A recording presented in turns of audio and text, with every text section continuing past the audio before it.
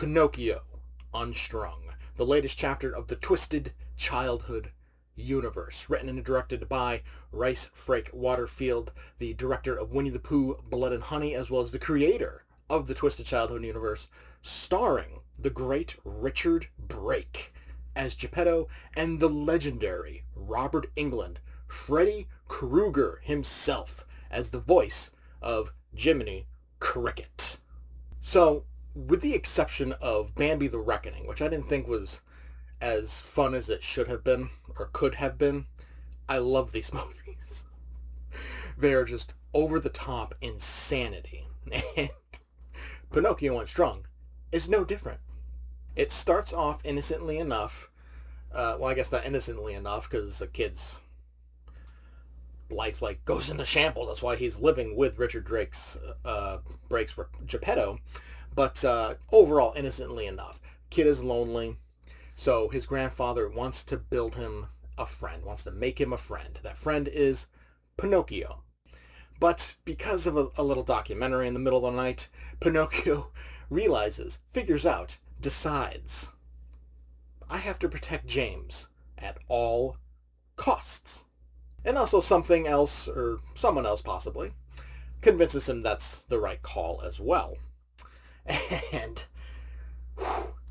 when it starts, when Pinocchio starts taking people out, it's brutal.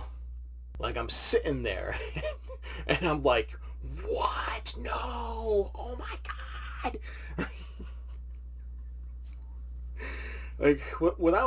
Without spoiling anything, just kind of giving an example of what he does. Obviously not saying who he does it to, when he does it in the film, but he uses his nose because, much like Pinocchio of Disney, of the original story, as he lies, nose grows. He uses his nose. He rips people apart. He bashes them all over their body. And just to see this little wooden doll do all of this violence, it's weirdly satisfying. You definitely feel bad for James throughout the entire movie because of all this tragedy he's gone through. And then when he comes to the realization of who his grandfather is and what he's done, what he's been doing, you feel even worse for the poor kid. And Richard Brake, he nails it. He absolutely nails his role. He starts out as the sweet, innocent, grandfather, but then as things start to unravel, we begin to realize and find out who he actually is, what he's been doing, how he brought Pinocchio to life. And he just goes completely unhinged, and just Brake plays it to a frickin' T, man. Robert Englund, too. It's an overall small part as Cricket. I'm assuming Jiminy Cricket either isn't in the public domain or is a complete Disney creation. So won't be in the public domain until the 2040s. I think Pinocchio came out in the 1940s. So just Cricket, nice and simple. It's an overall small part, obviously completely voiceover, but he's great. Just hearing Robert Englund, Freddy Krueger, voice this little cricket, and he too gets in on the violence. It's fantastic. I love it.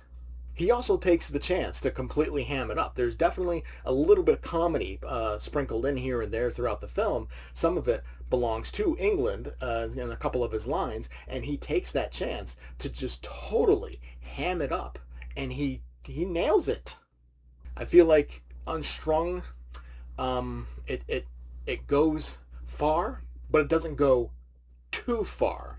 It's not it's obviously the violence of the Twisted Childhood universe that we've come to know, that we as fans of the franchise have come to love, but it doesn't go completely over the top. It doesn't get too dark. Peter Pan Neverland Nightmare, loved it. I think it's a fantastic movie in general, but I feel like it got too dark at times.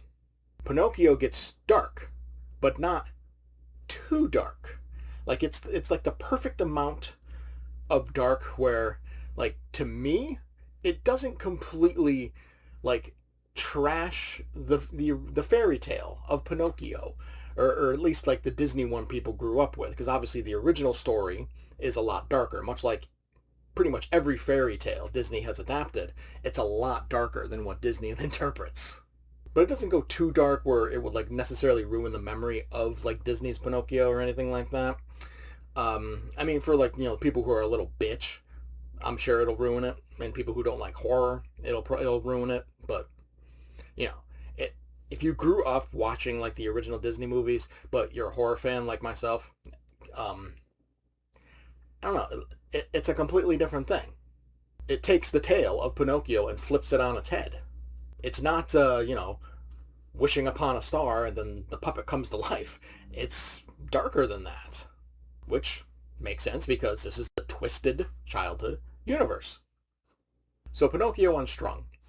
It's a fun movie. The puppetry for Pinocchio is top notch.